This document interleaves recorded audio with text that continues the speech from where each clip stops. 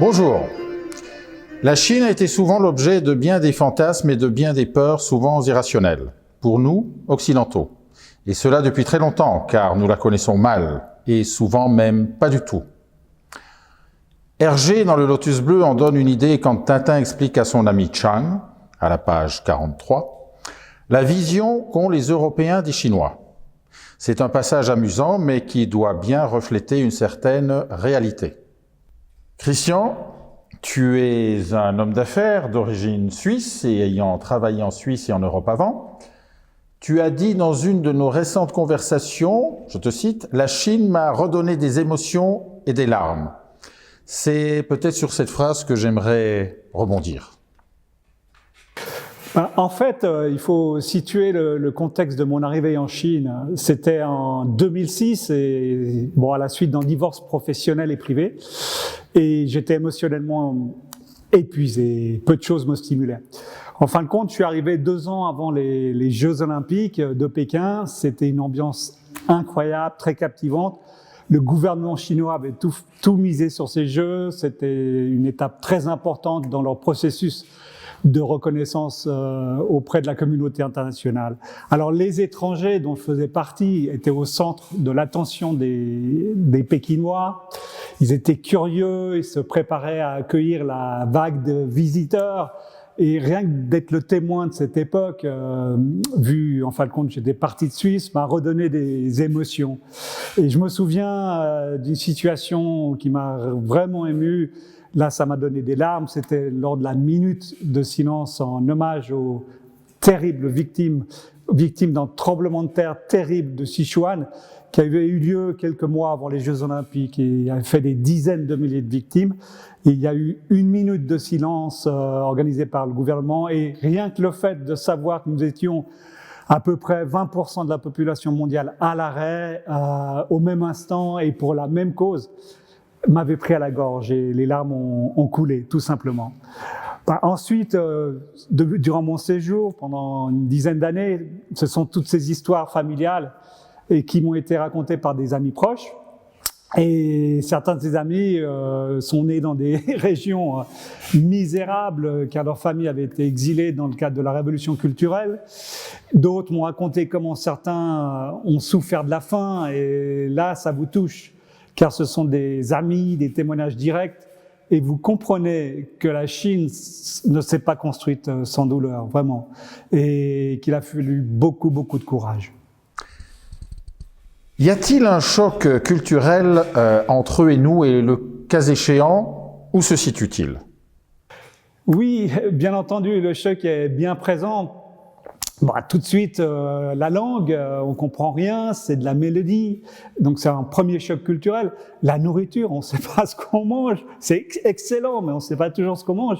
Et il est clair que ma business partner, j'avais une affaire en Chine, chinoise, ma business partner m'a, en fin de compte, qui parlait français, anglais, m'a expliqué d'où venait la Chine.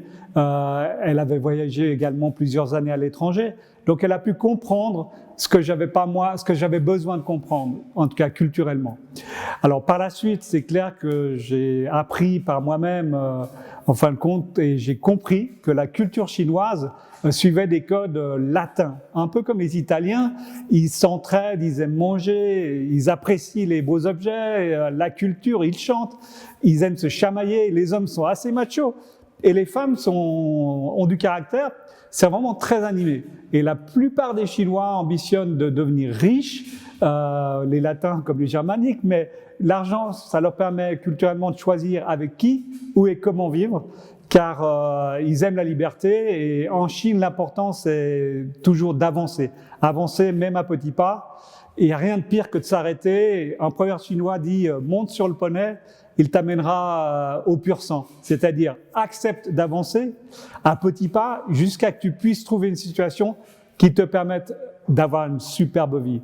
Je crois que c'est leur façon de penser et d'agir qui est liée beaucoup à leur écriture culturellement. Et les Chinois créent des phrases avec une succession de sigles. Ce sont des idéogrammes. Ça représente des idées, des objets, des fois, des métaphores. Et ça permet de communiquer avec plus de subtilité et de poésie. C'est en fin de compte, c'est un complément de notre vocabulaire. Et c'est peut-être pour la raison pour laquelle on n'arrive pas toujours à se comprendre, parce qu'eux, ils ont des métaphores, nous, on est beaucoup plus structurés. Et ça explique peut-être qu'on ne se comprend pas toujours. Voilà. Leur façon de vivre tous les jours par rapport à chez nous, en quoi cela diffère-t-il? Alors, il y a les Chinois des villes et ceux des campagnes, et c'est clair que le fossé en Chine entre les campagnes et les villes sont beaucoup plus marqués que chez nous. Et c'est qu'en fin de compte, les Chinois sont tous connectés par contre à Internet, et je pense que les paysans doivent bien connaître les habitudes des citadins. Dans leur façon de vivre au quotidien, le Chinois se fréquente surtout entre amis. Il est actif dans son cercle d'amis. Il a de la peine à s'ouvrir à des inconnus et il reste quand même méfiant. Donc, selon son statut, il va habiter 4 ou 5 en colocation ou avec sa famille. Et le week-end, bon, ils se reposent, ils sont à la maison et la cellule familiale est hyper importante. Et c'est pas rare que plusieurs générations vivent sous le même toit. Une fois, j'ai pris le thé avec dans une famille où le patriarche avait 109 ans et 5 générations vivaient ensemble. Alors, ils dépensent le strict minimum, ils épargnent énormément. Ce sont des grands épargnants et l'activité principale est le travail, il faut le dire. Et quand on se retrouve, par contre, pour faire la fête, c'est vraiment du sérieux. Et j'ai passé un nouvel an en Chine dans une famille à la campagne. C'était peut-être un de mes plus beaux souvenirs de fête. Et il faut dire que les membres de la famille qui habitent dans toute la Chine se font en fin de compte, ils se retrouvent après des centaines de kilomètres et ils mangent, ils boivent à volonté, se chamaillent. On règle ses comptes, les adolescents, des gamins de 10 ans commencent à fumer leur première cigarette. Les chiens à bois, c'est le relâchement total. Et c'est comme cela durant une semaine. C'est la soupape de décompression. Ils ont un autre style de vie. Quel type de relations ont-ils entre eux? Au sein de la famille, entre les amis, entre hommes et femmes, etc. Même s'il y a une compétition marquée entre les individus, il inclut au sein de la même famille, il y a paradoxalement une solidarité entre les Chinois, il faut le dire. Tout d'abord, on peut compter sur sa famille, malgré tout, pour régler un problème. Ensuite, on peut aussi compter sur ses amis, et également sur les voisins de quartier et aussi avec les autorités locales. Dans l'imaginaire, cette protection va jusque tout en haut de la pyramide. On dit amicalement, le président Xi Jinping s'appelle Uncle Xi, donc ça veut dire que c'est une sécurité. Alors il y a une sécurité dans tout le système qui est assez insécure quand même. Par exemple, ma business partner avait une fois besoin de demander de l'aide à un ami. C'était pour régler un problème et en fin de compte, c'était un problème sérieux avec l'administration chinoise et quand je l'ai vu acheter une cartouche de cigarette pour le remercier, je lui ai fait remarquer que c'était peu cher payé pour le service rendu. Elle m'a regardé avec un sourire un peu forcé et m'a expliqué que finalement la cartouche c'était un code juste pour dire voilà, je vais lui rendre un service plus tard. Je lui donne déjà un petit cadeau maintenant. Et quand je lui ai demandé, mais quel service tu vas demander? Elle m'a dit, je ne sais pas. Il a une fille. Peut-être qu'un jour, elle ira en Europe. Peut-être qu'il va me demander d'aider à sa fille, de trouver une université. Je ne sais pas. Donc, en fin de compte, à chaque fois qu'on demande de l'aide à quelqu'un, on est conscient qu'on va devoir un jour rendre ce service. Et c'est un petit peu un système de gestion crédit-débit d'aide avec une colonne à qui je dois des services, une autre colonne à qui qui m'en doit. C'est un peu un système d'assurance, un système finalement, ça permet de s'endormir le cœur léger le soir peut-être. Et je trouve cette solidarité intéressante parce que elle oblige le Chinois à soigner son réseau, à soigner ses amis pour permettre de retourner l'ascenseur. Et c'est pas comme chez nous où on préfère ne rien demander à personne de peur d'être redevable.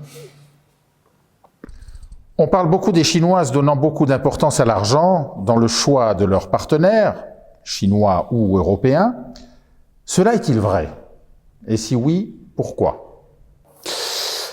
Grande question. Oui, les Chinois donnent beaucoup d'importance à l'argent, mais il n'est pas juste de dire que les Chinoises comptent sur leurs conjoints pour avoir une vie tranquille à la maison. De plus, ces Chinoises, elles savent que rien n'est acquis et qu'elles doivent toujours, si possible, devenir indépendantes du mari, principalement sur le plan financier. Elles vont soutenir leur mari au début de leur carrière, c'est clair. Elles vont même s'arranger pour avoir si possible, la responsabilité de gérer les entrées d'argent. Pourquoi?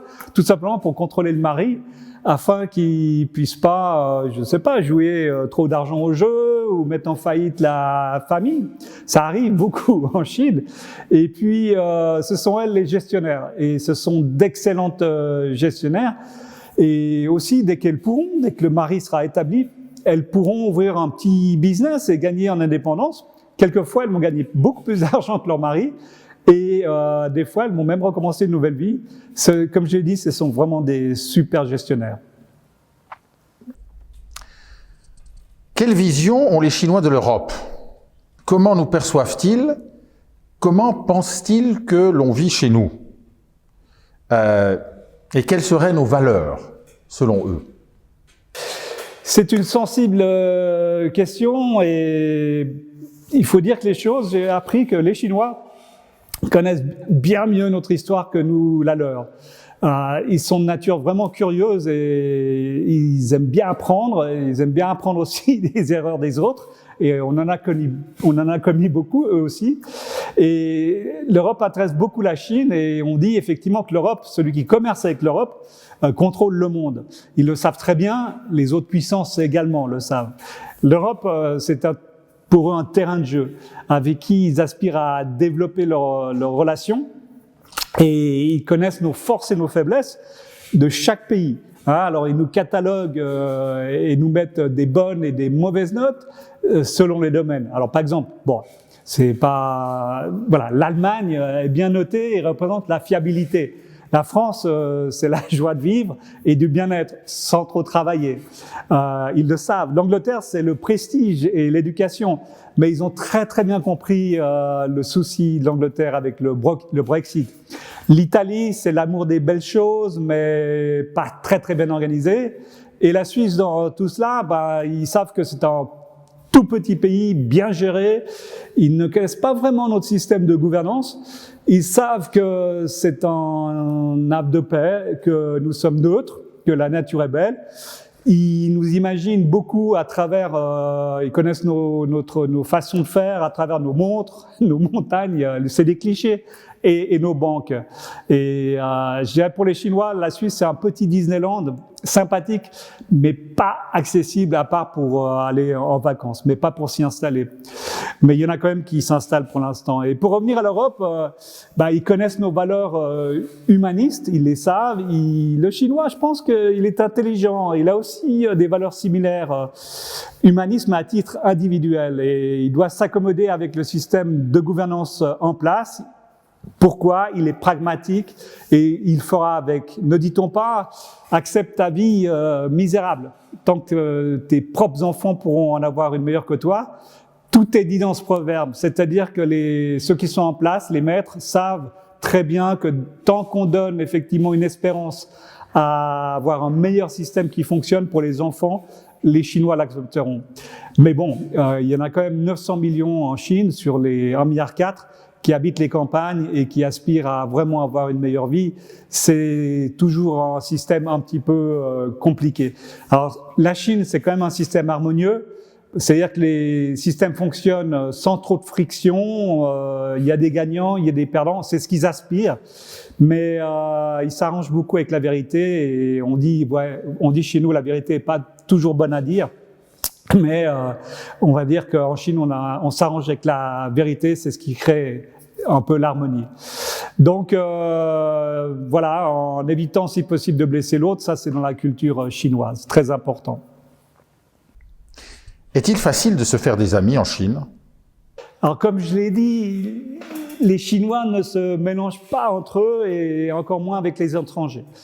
Alors, en revanche, à Pékin, je me suis fait quand même beaucoup d'amis Et contrairement à Shanghai, où on construit son réseau uniquement dans le cadre de ses affaires, Pékin permet quand même de se lier d'amitié en dehors du business, il faut le dire. Par contre, il est très très mal vu de parler d'affaires avec une nouvelle connaissance.